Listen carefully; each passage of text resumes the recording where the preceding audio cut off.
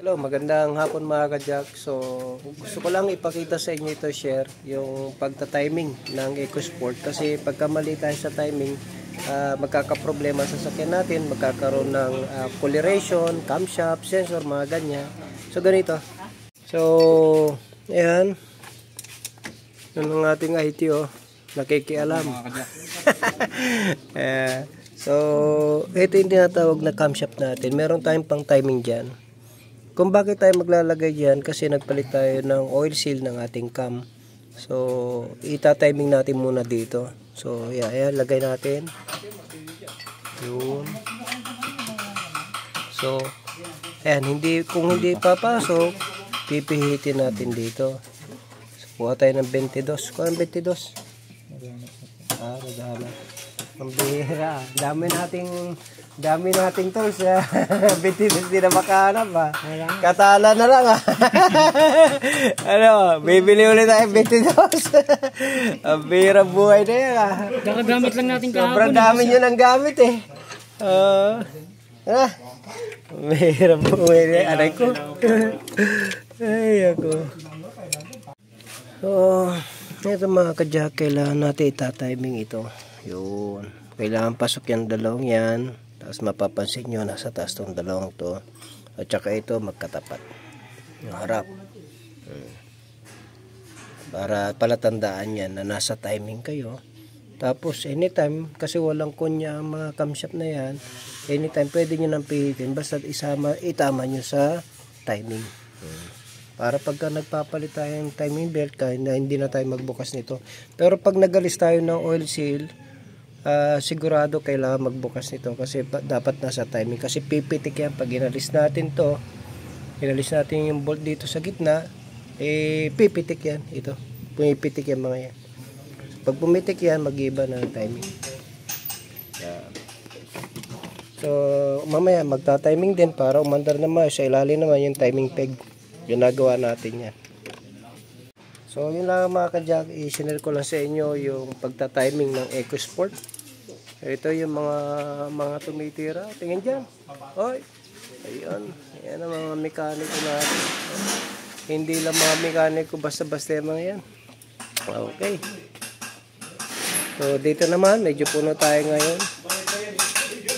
Ito naman ay pikanto. So problema dito, humihinto yung fan. Kaya nag-overheat. Pakita ko ang problema nito. Ayan. So, binaklas ko yung kanyang radiator fan o motor. Ito yung problema. Nakita ko ang dami ng pulbos, katagalan. Pero, chinek ko, pagka binaklas natin ito mga ka-Jack. Ayan.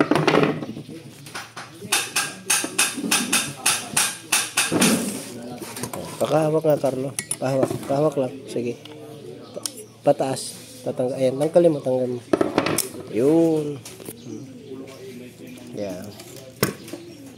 So, pwedeng repairin. Nasa inyo yan, may-ari o sino man. Nare-repair naman dito. Ayun. Kita nyo, halos wala na yung kanyang carbon. So, may time na umiikot yung pan, may time hindi kasi hindi na tumatama dito sa kanyang rotor. So, ayun mga ka-Jack, ganyan ang problema niyan.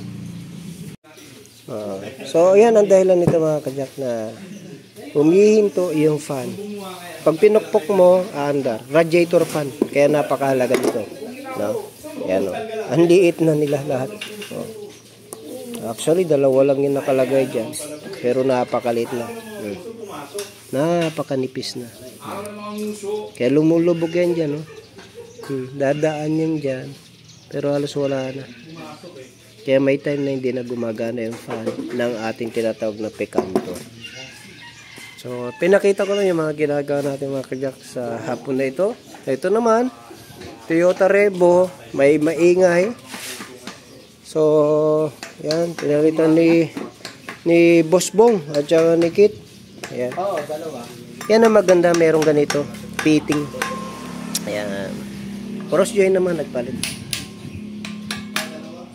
So, yun lang mga ka-Jack na ipinakita ko lang sa inyo yung mga ginawa natin kanina hapon, umaga hapon Yung pagta-timing nung tinatawag na EcoSport, napakahalaga ng mga kajak, no? Kasi marami na akong na-encounter dito sa shop. Kinukonsult nila, nagkakaroon ng check engine, tapos correlation ang lumalabas. So pagka gano'n, alam ko na kasi na mali ang timing, no? Especially pagka walang timing tools, medyo tansya-tansya lang. Siyempre, yung mga mekaniko, alam naman nila yung top dead center.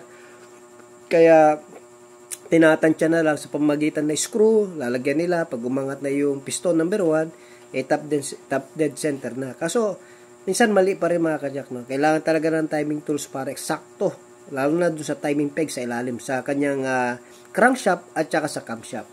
So, napakahalaga ng pagta-timing nung tinatawag na EcoSport. Pag hindi, nako, grabe.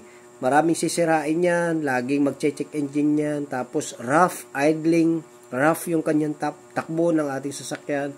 So, mahihirapan siya sa paakyat. Yan yung mga naranasan ng mga customer natin na nagpagawa sa atin. So, anyway, ipinakita ko lang sa inyo mga kajak na napakahalaga. Especially kung kayo ay car owner ng tinatawag na EcoSport, make sure na yung pagpapalitan ng timing belt, pagpagawa ng tinatawag na camshaft oil seal, pagbasat related sa pagbaklas ng tinatawag na timing belt, mag-iingat po, no? Kasi napakahalaga niyan at magkakaroon ng problema, mag-check engine yan.